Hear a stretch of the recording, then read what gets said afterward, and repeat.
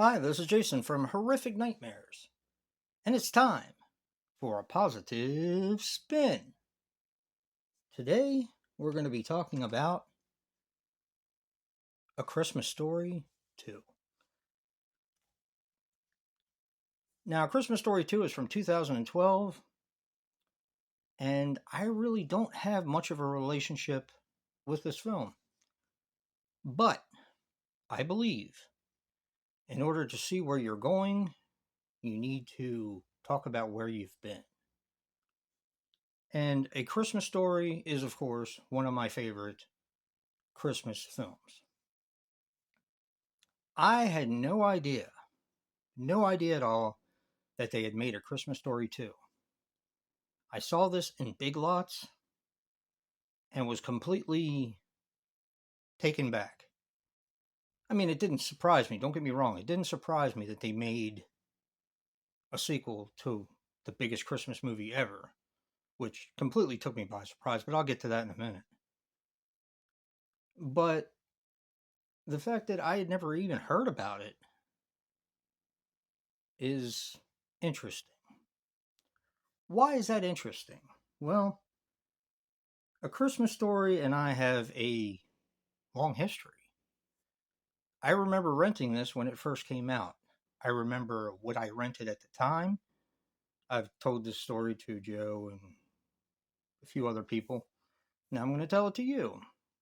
When this came out, I rented 3 movies back when I was very young and watched them and took them back, of course, videotapes, the whole American Psycho thing.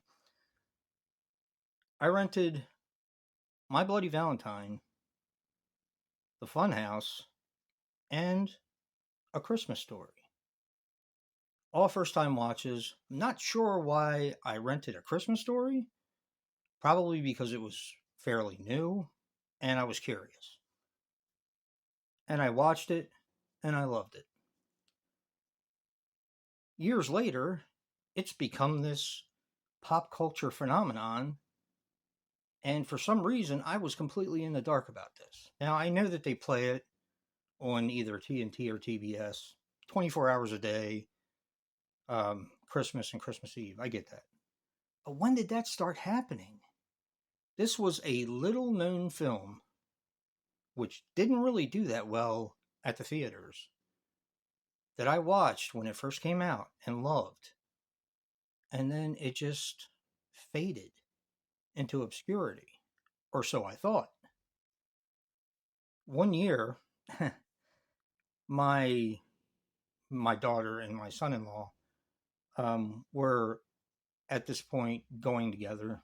Um, I don't think they were engaged. I can't remember around that time, but he wanted Christmas ornaments for his tree. I think they were living in an apartment at this time before they were engaged, if I remember correctly. And when we went to Hallmark, he's a big Star Trek fan. I like Star Trek. I like Star Wars more, but regardless, I saw an ornament that really surprised me. And it was the part, of course, in the original Christmas Story where the father goes, "Bubbuses," when the dogs eat the turkey and run out of the door. I thought it was the funniest thing. I'm like, when did they start making ornaments out of this little known Christmas film? Well, it turns out this film went ahead and got popular without me knowing it. And while I'm very glad that this has such a following now, it still feels like it's my little film that I rented back in '83. So, with all that being said and rambling on, uh, what does A Christmas Story 2 have to offer? I'm going to be honest, Joe and I weren't looking forward to watching this. Just like we really weren't looking forward to watching A Christmas Vacation 2 last year. Oh, man, were we wrong. First of all, A Christmas Story 2 gets a 3.5 on IMDb. So let's put a positive spin on A Christmas Story 2. First, I love the look of the town. It has that same old Americana look from the first film. I also love that the narrator picks up a few years later as um, Ralphie. It's actually 6 years later, you find out. I like Daniel Stern as the father. Now, granted, no one will ever replace Darren McGavin. I get that. He was classic in that film, but this is so many years later. This is a 2012 film from a 1983 film. Darren McGavin is no longer with us. So, if you're going to make it, I would have done it with Daniel Stern because he's great. I also like that it capitalizes on the nostalgia of the first film. There are a lot of homages, especially the Little Orphan Annie decoder is mentioned, which was a really nice touch for the film. The use of movies, just like part one, where Ralphie he likes this girl and he wants to prove that he's worthy of her love. So he's in this Nazi World War II movie because that's from its time. And, he's saving her and stuff like that. It's basically the same motif as the first film. I like Ralphie's relationship with his father. In this one, it's more of a close father son bond. It captures the original very well. Like this, you could watch these back to back, and I think you would not miss anything in the translation. Now, granted, the first one is so popular now, it has this charm, but I think it's a charm that they were able to capitalize on the second one as well. You have to see it. I don't know how many people have seen this. I just hear bad things about it. Instead of a Red Ryder BB gun, Ralphie wants a car in this one. He's 16. It makes sense. I like the kid who plays Ralphie. I actually think he's more likable than in the first one.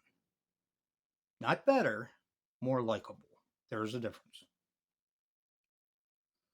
I like that Schwartz and Flip shoulder the responsibility with Ralphie when they have to get a job and pay off the damage that they created. I don't want to spoil too much of it, so I'll leave it there. I like that Randy is more of a character in this film, not just a butt of a joke. He's kind of like a foul mouthed Buck Rogers enthusiast in this one. When Shorts wraps the baby in wrapping paper, I thought I was going to die. I thought that was absolutely funny. There was a lot of really funny parts in this film. I love the sight of Higbee's again with the Santa Claus and everything. The snowy setting fits well. It gets bigger and better as the film goes along, just like in the first one. Ralphie in the deer costume is pretty funny. Of course, him in the bunny costume in the first one, you had to figure they would do something like that. So I don't really fault the movie for putting him in a deer costume. I want to say something about the end and the heart in the film, but I don't want to spoil it, so you're going to have to watch it for yourself. This film has a certain nostalgia, heart, and tenderness that was in the first film, and it's very evident. And I think people right away discount this film because of how popular the first one was, or is, and will always be. And I think that's a shame. This is a fantastic film. I was completely surprised. I was blown away. Do I like it more than the original? No. Do I think it's a really good sequel that they really did a good job with? Yes. I encourage people to watch it. It's not going to hurt anything. It doesn't take away from anything from the first one. You'll always have the first one. So thinking that this film is going to ruin the first one is just nonsense, in my opinion. You have this film that was made extremely well. And like I said, I think it's a worthy sequel. Watch it for yourself or don't. You can lead a horse to water, but you can't make him drink. Merry Christmas, everyone. Peace.